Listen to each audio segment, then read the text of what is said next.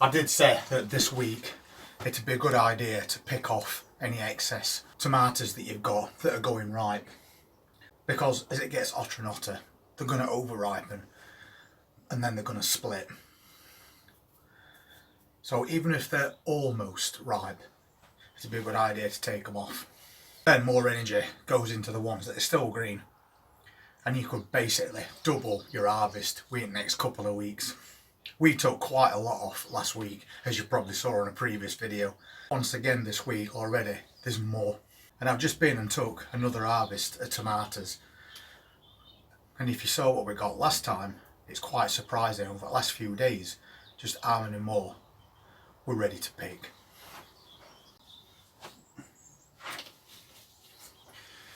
We got all these from a sweet million plants. Loads and loads of cherry tomatoes. But not only that, I also got all these Italian plums as well. They just keep coming and coming. And although things have been quite slow over the last few months for people growing tomatoes, I'm pretty sure that this week's going to sort that problem out for you. That is a massive harvest of tomatoes. It looks like I'm back on making sauce at some point of it next day or so. We'll get them done. We'll get them blended. We'll squeeze out all the skin and all the seeds by forcing it through a sieve, and then we've got pure tomato juice that we can just freeze in bags to use through autumn and winter. If you want to see how we do that process to get pure tomato sauce, check out his cooking channel. There's a link in the description. We've got loads and loads of videos on there that show you exactly what we do. We all produce that we grow through the year, and now we pickle it, blanch it, freeze it to preserve as much as possible, so that during the months we're not harvesting, we've still got plenty to go at all the way through autumn and winter. And while you're over there, maybe hit that subscribe button as well, because we put videos on there quite regular. We'll get these tuck indoors and we'll pop them on side, and then we'll sort these out quite shortly. Got a little more progress on those cabbage microgreens, so I'll just give you a quick look at those. You can see we've got quite a lot of germination in there. I'm keeping these outside now. We're still keeping a lid on them. Hopefully they'll push that lid up as they grow, but we either want to be keeping these indoors in the kitchen where it's cool, or outside somewhere shady. Otherwise those paper towels that we're growing them on are going to dry out just like that. We moved that greenhouse yesterday, and we've now left ourselves quite a big area, which obviously we need to tidy up as well. We're going to be putting all this brassicas here, and we're thinking about moving that big greenhouse as well, although I'm not 100% committed to that yet. I was checking it out this morning quite early, and it does get a lot more sun here than the one that we've just moved, and we're going to put it over here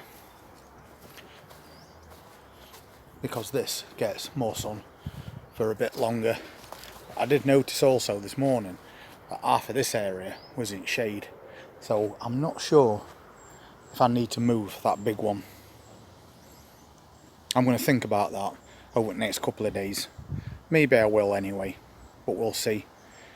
But we've still got loads more tomatoes on here, even though we've just picked all those that you just saw. But these plants are slowing down now. Still quite a few to turn red. But we're going to take this cane structure up anyway, because we're not having it there next year. We're going to put it where we've moved that greenhouse from, so we can have a big long row of different types of peas and beans all growing in the same area.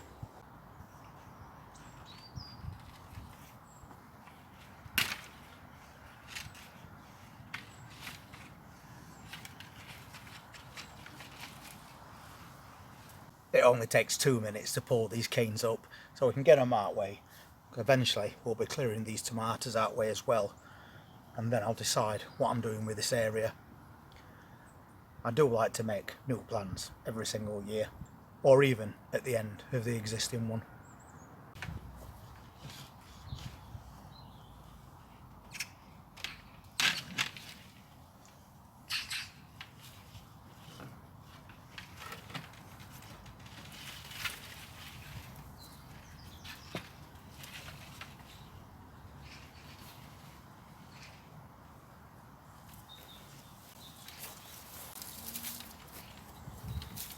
and it's definitely time we got all this cleared up.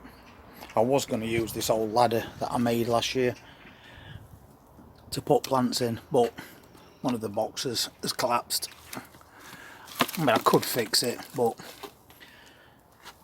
it is quite old, and we use that for putting shallow rooted plants in, like strawberries and lettuce. But for now, we just need to be moving things out of the way. This is like a graveyard for plants. Apart from those, we're keeping them there because quite soon all this area is going to be in shade, and there are salads. But we've got plants in here that went to seed, as you can see, so they're no good to us anymore. That's a cabbage that bolted, and there's a couple more there as well.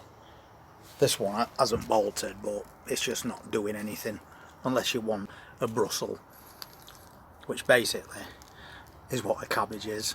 It's a big Brussels. And then we need to decide what to do with this old tin bath as well that we were growing onions in. But first thing we need to do is clear this area.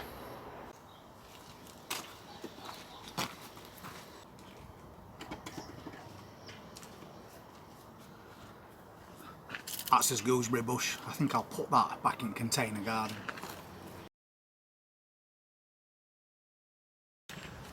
More compost that I'm saving to reuse.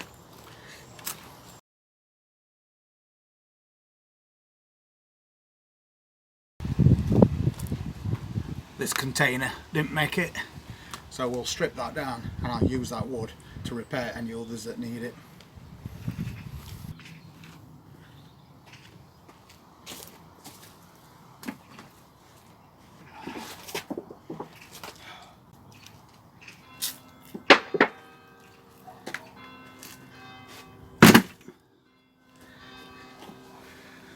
That is not a one-man job. I'll leave that for now. 10 minutes or so, and that area looks a lot tidier. So I'll give that a bit of a sweep, and I'll think about what we can use that for through autumn, winter and spring, because this definitely gets quite a lot of shade. So it might be a perfect place to keep all this spinach.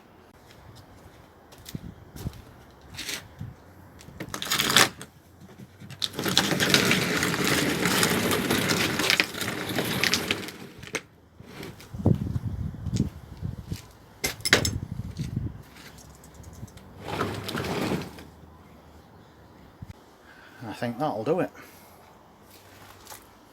These pears won't be long.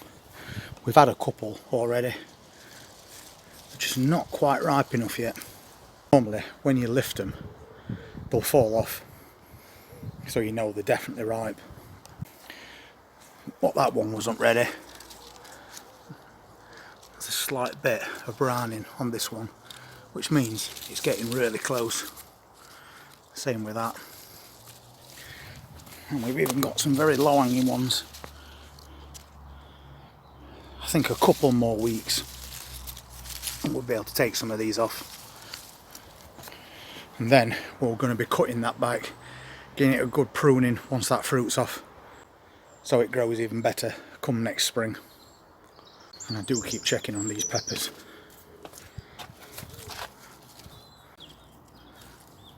They're still not soft, but they are definitely ripening. So is that one. I think the rest of these plants might as well come out. They're not doing much. There's one from the back there. I'll just take that away. That was ripening, but now it's gone soft. No good. And I don't think these little peppers are going to come to much or anything. So we might be taking all those out and just hoping for 2 ripe peppers out of this container this year. I've got plenty of things on go at the moment. Some I'm still thinking about, like that big greenhouse. It's a big job to move that greenhouse. And it's not that I can't do it. It's, is it worth it if I only get an extra 2 hours light a day? So when the sun's at its highest, that area gets full sun until the sun goes down. But so does that area where the greenhouse already is. apart from about 3 feet at the back of that greenhouse, which never seems to get any, which is one of the reasons why I wanted to move it. But I'll think about it. I'm pretty sure those Italian plums, they'll be coming out anytime soon. We've only got a few fruits left on them, but you've seen how many we've had. So next year we'll probably do some more of them, or maybe I'll try some Roma plums again. But that's to be decided come spring next year. But for now, I'll take all those tomatoes we just harvested, plus these potatoes that I forgot to take in earlier. We've had a really successful day as far as harvests are concerned. £4 of potatoes, loads and loads more tomatoes, and a few more to come, and a lot of decisions to be made about that garden. But one of the jobs we do need to be doing is digging that area over where we're going to put all the brassicas come next year, getting it all prepared in advance. So if you want to see how that progress goes and what else we're going to be doing as we approach autumn, then please hit that subscribe button, press that notifications bell, and I look forward to seeing you at the next one. Take care.